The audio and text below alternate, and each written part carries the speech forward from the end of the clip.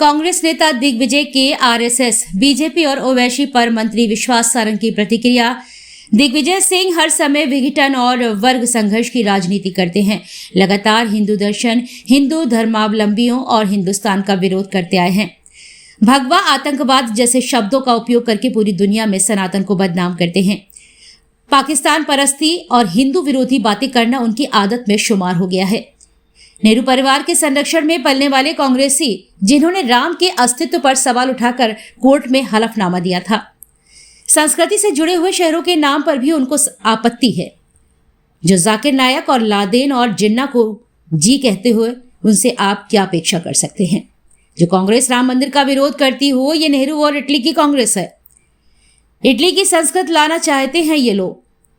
दिग्विजय सिंह का इतिहास देश को मालूम है। दिग्विजय सिंह का यह बयान दुर्भाग्यपूर्ण और शर्मनाक भी है कि वर्ग संघर्ष की और सनातन के विरोध की बातें करते हैं।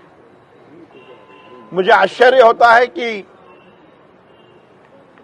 लगातार हिंदू दर्शन का, हिंदू मतावलंबियों का, हिंदू संतों का, सनातन का विरोध करने में उनको किस आनंद की प्राप्ति होती है। दिग्विजय सिंह जी पाकिस्तान परस्ती की बातें करते हैं। वो जाकिर नायक को हीरो कहते हैं। भगवा, आतंकवाद जैसे शब्दों के माध्यम से पूरी दुनिया में सनातन को बदनाम करने की कोशिश करते हैं। और अब तो हद हो गई, उन्होंने हिंदुओं के खिलाफ सीधा सीधा बोलना शुरू कर दिया। जिन्ना को जिन्ना जी कह रहे। ये पाकिस्तान परस्ती, आतंकवादियों को संरक्षण देना, ये उनकी आदत में शुमार हो गया है। उनका ये बयान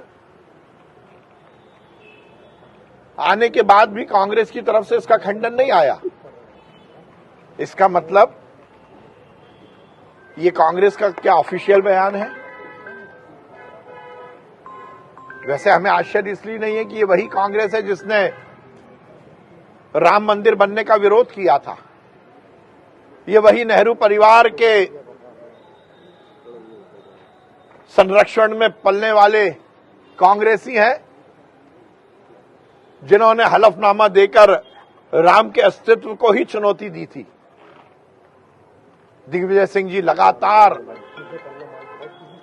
हिंदू धर्म का, सनातन धर्म का विरोध करते आए। जिन्ना को जिन्ना जी कहकर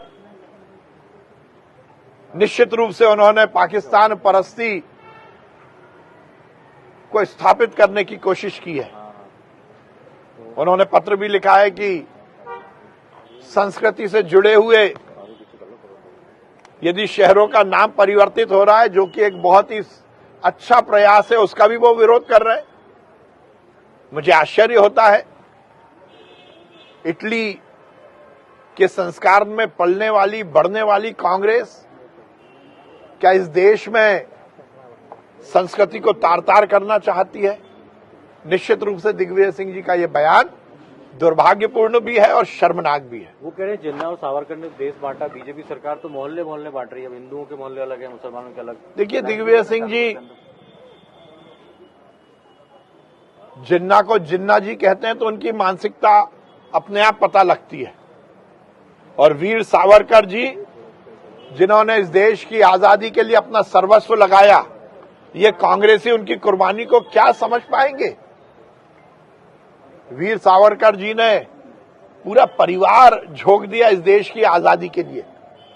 उन जैसे महान क्रांतिकारियों का कांग्रेसियों के मुंह से नाम लेना भी पाप जैसा है। ये कांग्रेसी क्या समझेंगे? पर जिन्ना को जिन्ना जी कहने के बाद दिग्विजय सिंह जी की मानसिकता हमें समझ में आ गई है। ओबीसी आरक्षण को लेकर भी आज फाइनल हियरिंग हो सकती है।